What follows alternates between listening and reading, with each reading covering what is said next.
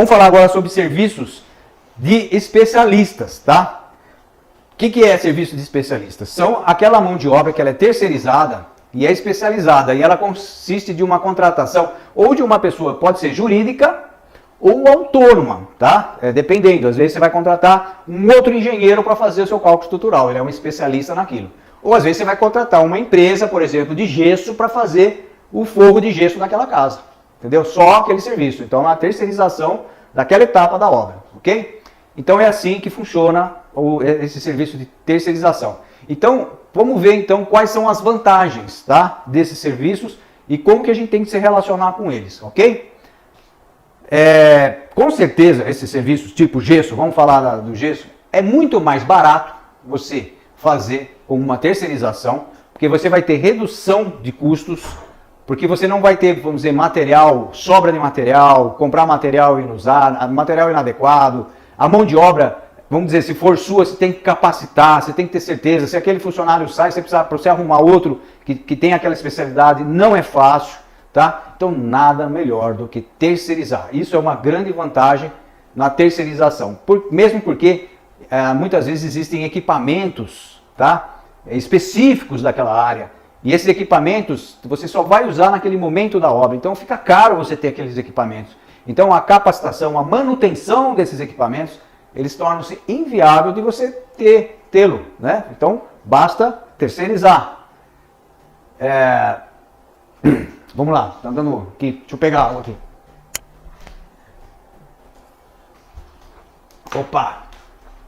Então, outra coisa, o que você acaba vantagem também? Reduzindo o tempo, ok? Vamos reduzir muito tempo no sentido de que nós vamos ter uma mão de obra especializada, já que vai ter um maquinário, né? vai saber exatamente o que tem que fazer, eles são capacitados para aquilo, eles vão nos dar garantias muito melhor, porque eles só fazem aquilo, tá? Eles têm o custo, é importante também que a gente saiba que num orçamento, por exemplo, esse serviço terceirizado, ele tem um custo previsível, ele custa tanto por metro quadrado, então você não tem cálculos tipo desperdício, tipo doença de funcionário, tipo chuva, né? Então essas coisas que são as variáveis aí que podem fugir do nosso orçamento. Num caso de terceirização, tendo um bom relacionamento com essa turma, eles vêm, fazem o serviço, tá? Você mantém, vamos dizer, dentro do seu orçamento, tá? Aqueles valores que são certos e fixos, tá? Durante a obra, que não vão variar, não vão ter, não surgem, não tem efeitos, né, em relação às variáveis como tempo, acidentes e tudo isso, tá? Outra vantagem de um terceirizado, de um bom relacionamento com o terceirizado, é que esse terceirizado, a atividade fim dele, né, é aquela atividade que ele está fazendo. Então, por exemplo, se você tem uma construtora, uma empreiteira, se ela for fazer também o gesso, é algo mais, ela está vamos dizer, com o foco dispersado, né, em diversas atividades de uma obra. No caso, se você terceiriza com uma mão de obra que só faz o gesso, você pode ter certeza que a tendência é de ter um trabalho de qualidade melhor, um resultado mais rápido, tá, e que cumpra, né, que esteja dentro do seu cronograma, que cumpra as suas etapas e que tenha um custo fixo e certo, como a gente já falou, ok? Então as chances de ocorrer alguma falha, né, isso é muito menor e aí a qualidade é muito mais garantida. Então, como a gente já falou, maior qualidade, tá? Porque as pessoas são especializadas e ela tem um fim, com a atividade fim, tá? Então isso é importantíssimo. Agora nós precisamos ter alguns cuidados, tá? Alguns cuidados que eu senti na prática, isso daqui é muito prático, tá? Até 2014, 2015 eu estava com muita obra, quer dizer, o mercado estava com muita obra, e aí 2016, 2017 foi anos bastante difíceis, caiu, o mercado deu uma despencada em termos de obra, tá? Então em tempo de crise, o que aconteceu?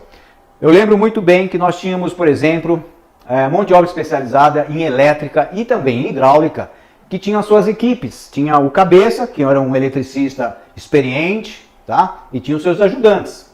Então a gente contratava para fazer a parte elétrica de uma construção. Com a crise, o que aconteceu? Algum desses ajudantes, infelizmente, tiveram que ser dispensados por aquele empreiteiro. O que ocorreu foi que, momento já em seguida, em novas obras, de repente começaram a surgir orçamentos, né, preços, começaram a dar preços de trabalhos de elétrica, de eletricidade numa casa, com preços exageradamente baixos. Quando a gente começa a perceber que esses preços baixos são dados por empreiteiros que na verdade eram ajudantes daqueles vamos dizer, daqueles profissionais realmente de eletricidade, entendeu? Então, em tempo de crise, infelizmente começa a surgir profissionais que não são capacitados, que eram, por exemplo, ajudantes, que foram dispensados e que de repente querem começar a competir com o seu antigo chefe, né? Com aquela. Então, eu tive muita dificuldade com isso, no sentido que como convencer o cliente, tá, que aquele preço que ele está conseguindo, que é muito mais baixo, não é de um profissional capacitado, né? Então, durante a crise, surgem preços baixíssimos de também pessoas não qualificadas que começam a concorrer. E muitas vezes o cliente quer esse preço mais baixo. Ele acha que ele vai levar vantagem pagando menos. E a gente tem que suar para mostrar que aquele preço mais alto é garantido, é um profissional que tem qualidade no seu serviço, e aquele outro era um ajudante que está aprendendo e que não vai dar conta do recado. Na conclusão é o seguinte, já tivemos muita situação de socorrer obras com problemas porque houve esse tipo de profissionais não capacitados para fazer determinados serviços. Ok? Então tome cuidado com o preço. Ok? Vamos lá.